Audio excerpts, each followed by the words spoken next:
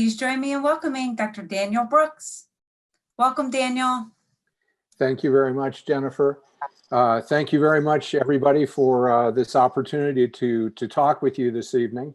I would like to begin by especially thanking Jennifer and Tom and Joe, who are the people responsible for the wonderful coordination of this entire operation. If I screw up anything, it's not their fault, it's mine. This evening, I want to talk a bit about the relationship between climate change and emerging disease and the future of humanity. Let's get going. This is the only point at which I will do some shameless self-promotion of a book. The picture on the right is the jacket of a book that two colleagues and I published about 2 months before the COVID outbreak began in China last year. And unfortunately, one of the points of the book was to warn that something like that might very well happen in the near future. We didn't think it was going to be quite that near, but so we were caught a little bit off guard as well, even though we anticipated that something like this was happening. I want to begin with just some basics at what we call the black elephant.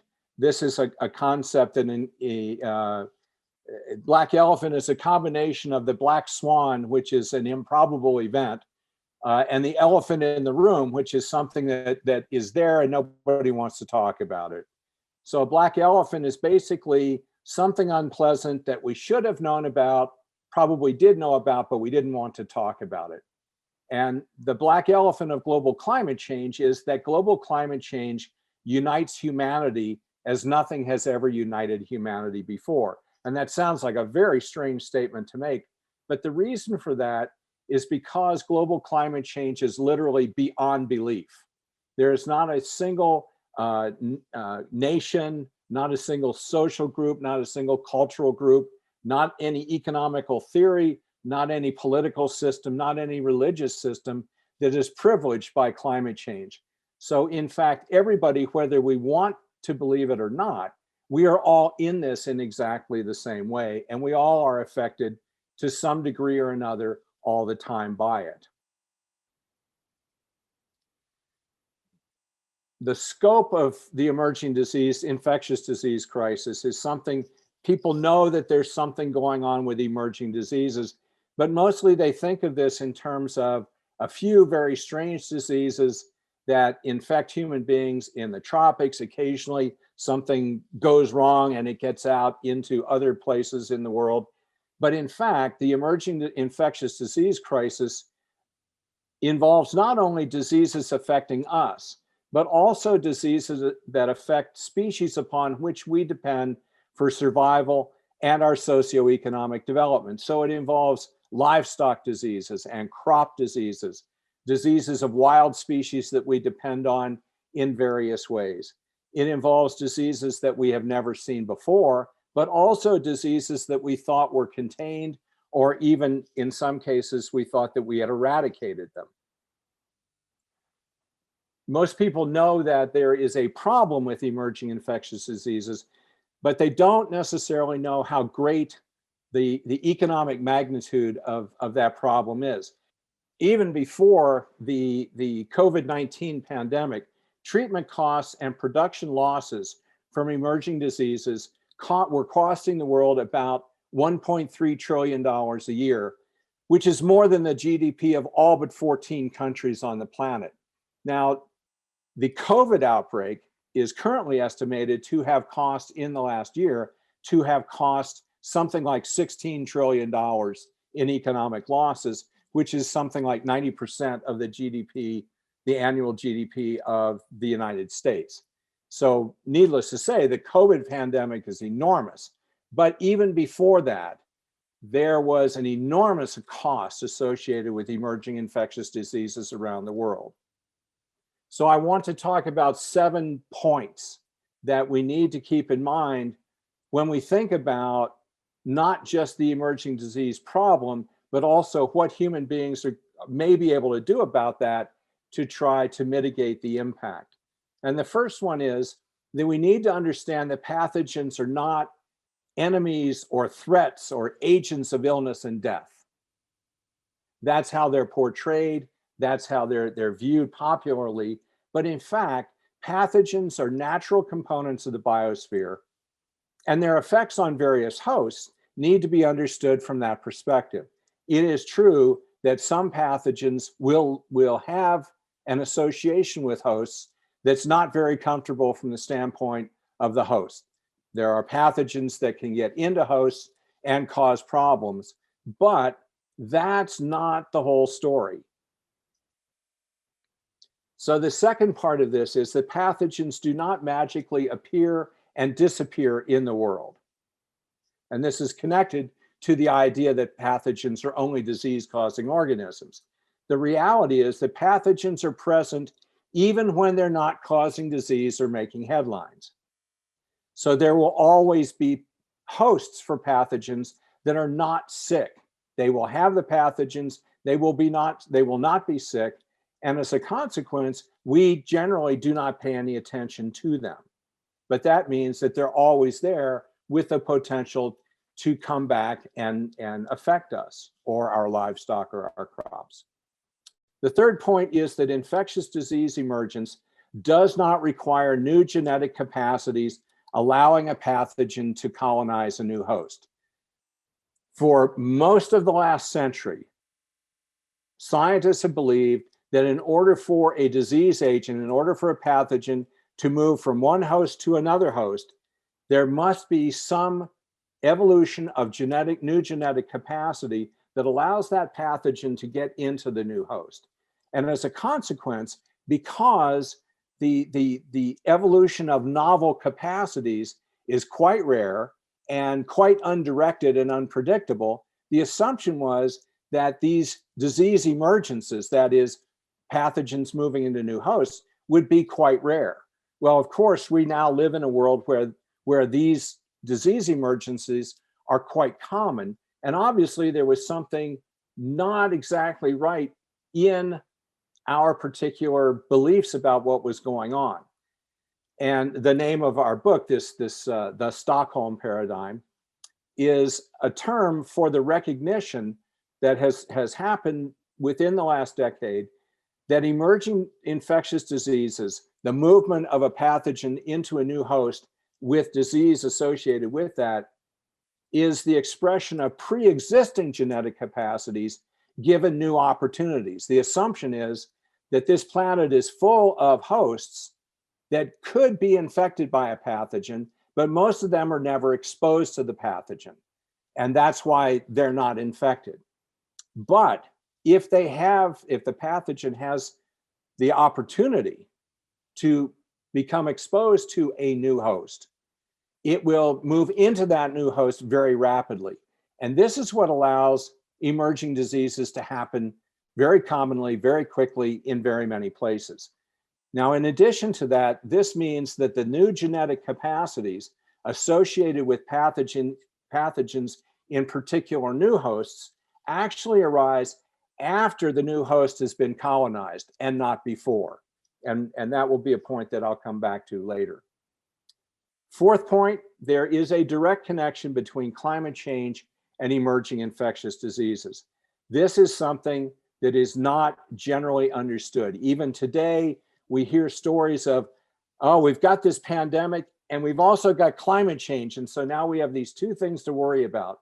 When in fact, emerging infectious disease crisis is a part of the larger issue of climate change and the relationship between climate change and human beings. And it turns out that the relationship between climate change and emerging infectious diseases is actually deceptively simple. Climate change fundamentally leads to movement. If one area gets wet, species that don't like being wet move away. If an area gets hot, species that don't like a lot of heat move away. So climate change simply leads to species moving around. As species begin to move around, this is what brings hosts that are susceptible to pathogens that they have never seen before into contact with those pathogens. And it appears that climate change events that have occurred in the distant past have been associated with bursts of pathogen species showing up in novel hosts.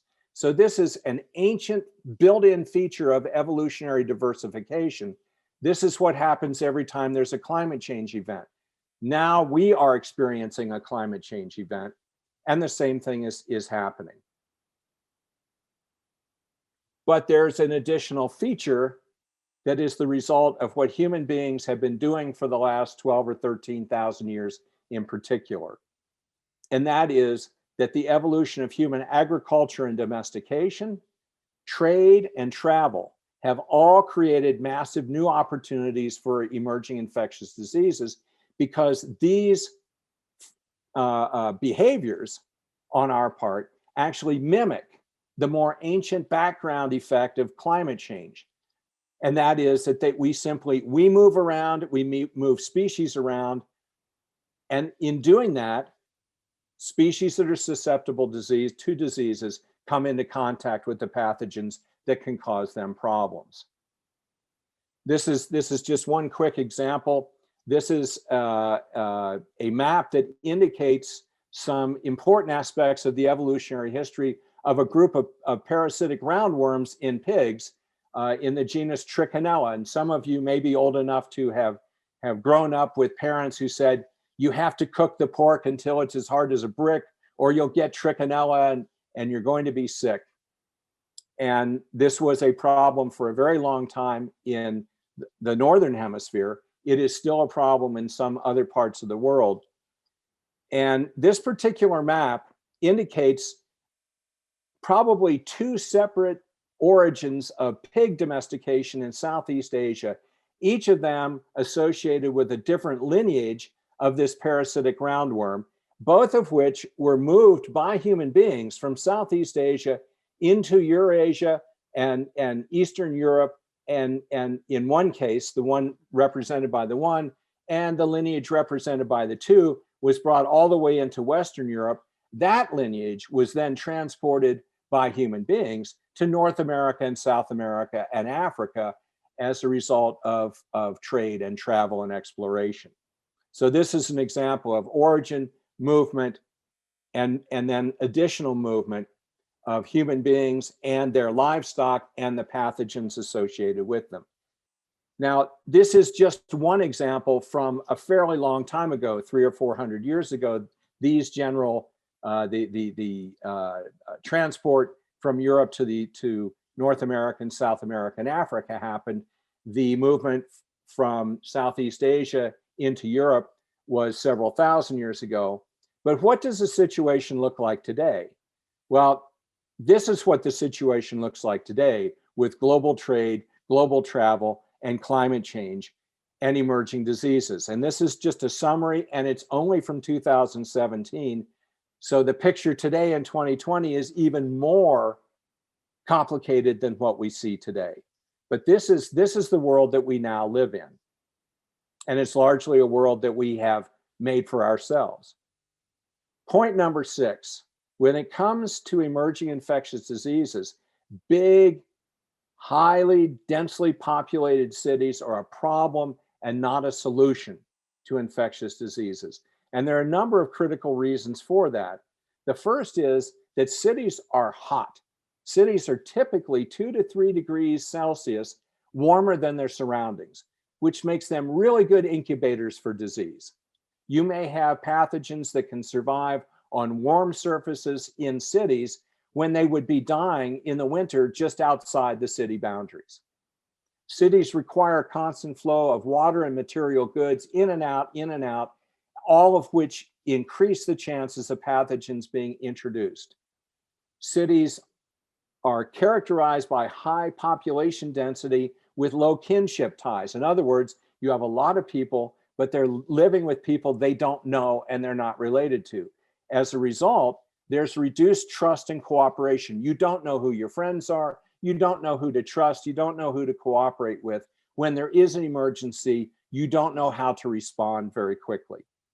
Cities work really well and they provide a lot of services because they're very specialized. There's extreme division of labor with extreme interdependency. But the flip side of that means that all of that interdependency can come to a halt if a fairly small number of people are too sick to work.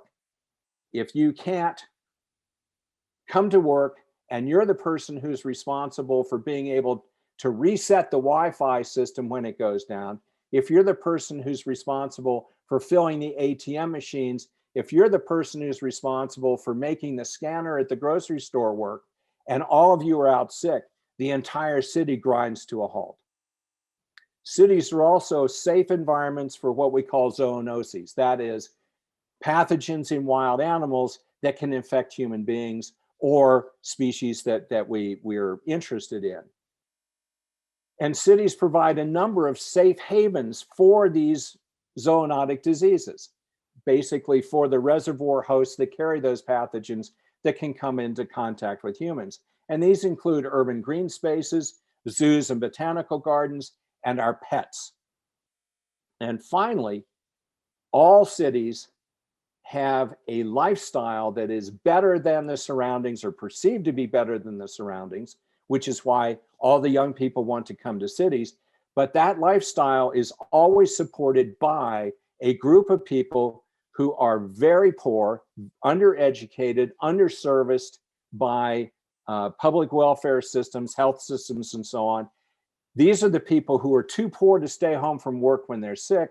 And these are people who are intimately involved in things like preparing our food, washing our dishes, doing our laundry, changing beds and bedpans in hospitals and things like that. So cities are in fact highly vulnerable, and the COVID outbreak really emphasized just how vulnerable cities are. That's where most of the problems were, is in the big, highly densely populated cities. And finally, one of the things that most people don't know is that we can actually be proactive about coping with emerging diseases. Most people believe that we have to wait until there's an outbreak and then rally around as fast as possible to try to deal with the problem. However, that's not true, and it's good that it's not true, because this crisis response mode that we've been in is actually unsustainably expensive. We're spending more and more and more money and falling farther and farther behind. But there is hope, because there is something we can do about this. Okay. Now, if it turns out that a pathogen moving into a new host is the result of the pathogen using pre-existing capabilities to move into a host that is susceptible but it's never seen before, then that means that we know what the pathogen is going to do. All we need to know is how the pathogen was transmitted in the past, and we know how it will be transmitted into a new host in the future. And that means that we can anticipate what it's going to do, and we can do something about it. So we know, for example, that if malaria arrives in Austria next year, it will be transmitted by mosquitoes. We know that if Chagas disease arrives in Nebraska next year, it's going to be transmitted by kissing bugs. So we know these things, we can anticipate them, we know where to look. And those pre-existing capacities, because they're predictable, they allow us to be able to take some steps to try to get ahead of the curve. Now, we can't stop this. We cannot stop it completely, but we can slow it down. And the idea is what we call anticipate to mitigate. We're not eradicating anything. We're slowing it down long enough so that we can implement effective public education, public health, public policy, agricultural policies to help reduce the cost of these pathogens in terms of human suffering and human life, and in terms of economic impacts on our livestock and so on. So we can buy time to survive while we're searching for more long-term solutions, like more effective medications and vaccines. Now, what we call the tactical metaphor for this is what we call finding them before they find us. And this is embodied in a policy approach called the DAMA protocol. And that stands for document, assess, monitor, and act. So we begin with citizen scientists and specialist biologists working together in local situations to find out what's there. When we find out what's there, the more specialists assess the significance of this. Oh, we never knew this was there before. We've known about this, but now we see that it's doing something different. We better watch it. That's the monitor. So go back and really pay close attention to this. If something begins to change that looks unpleasant, then we know to act. We need to step in and begin doing something before it gets out of control. So what this does is it allows us to do what we call focusing our research beam. So we're not just looking at every pathogen and every species and every part of the planet at random. What we're doing is looking at particular places. We're looking at places what we call the ecological interfaces between wildlands and managed habitats. So this could be forests and agricultural lands, forests and suburban and urban or peri-urban habitats, agricultural lands and urban lands, because these are places where a species that is a reservoir host for a pathogen, that is a species that has the pathogen but is not sick, that species may be living in one area. There may be just across the way a species living in another area that is highly susceptible and can get sick. So you have one species living in a forest, one species living in a farm area. And as long as there is the opportunity for some kind of transmission back and forth across these interfaces, you can have the domestic animals continually be sick, because even if you treat them, that's not going to change the fact that the pathogen is existing just fine in reservoir hosts in the wildlands. And so we need to know where these points of transmission are. We need to know what the reservoir hosts are so that we can work to try to keep things, to try to keep the reservoir hosts, the infected animals and the pathogens, farther away from the susceptible animals and from ourselves. Now, this approach, this DAMA approach, cannot be an afterthought. It cannot be something that we just throw a little money at the end of the year if we happen to have some extra money in our budget. This approach has to be foremost. It has to be at the beginning. And there's a very fundamental reason for this. That is, now, if it turns out that pathogens become established in the first place in a new host as a result of these predictable pre-existing capacities, then we can anticipate to mitigate.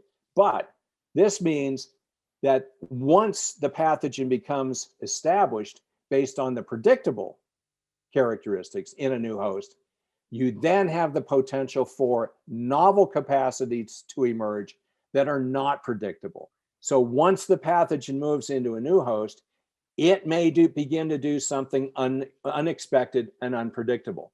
And when that happens, then it's too late to anticipate to mitigate. Then the only option that we have is this unsustainably expensive crisis response. So we are fighting a losing battle at the moment by simply responding to each new crisis. If we don't do something to begin to mitigate what's going on, we're going to be overwhelmed by it.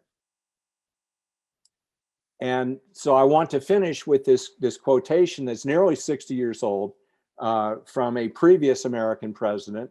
We are not here to curse the darkness, but to light a candle that can guide us through the darkness to a safe and sure future. For the world is changing. And he said that 60 years ago. The old era is ending. The old ways will not do. And he was correct 60 years ago. And in terms of many of the aspects of what we call the threats or threat multipliers of climate change, emerging infectious diseases being only one of them, we have in effect wasted 60 years. And we don't have a whole lot of time left to begin doing something effective. And our particular contribution to that larger aim is this DAMA protocol, which we think, if implemented, could actually help reduce the costs and buy us some time with respect to climate change and emerging infectious diseases. So thank you very much for your attention.